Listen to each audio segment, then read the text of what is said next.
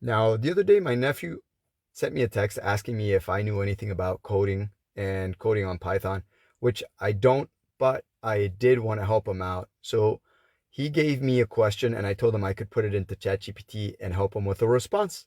So this is a way of helping sometimes other people with homework or with other activities that you might not be able to respond, especially as a parent. Sometimes some kids ask you questions that either you don't remember from when you went to school, or there are times where teachers explain things in different ways, especially calculating mathematical equations.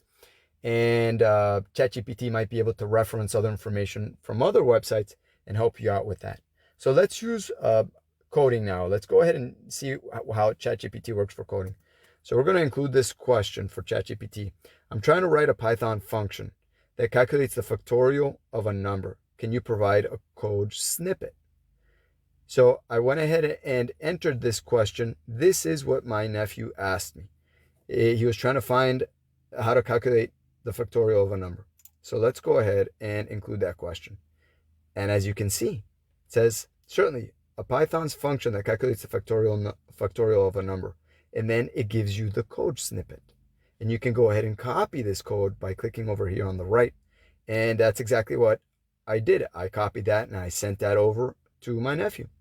And then he used that as a reference. Below that, it says, you can call this function with an integer as an argument to calculate its factorial.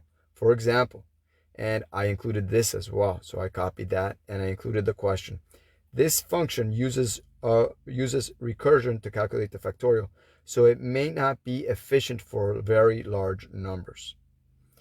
So these are things that sometimes you might not master, but you can help other people still if you have the power of ChatGPT. And this was an example of how to use ChatGPT for coding.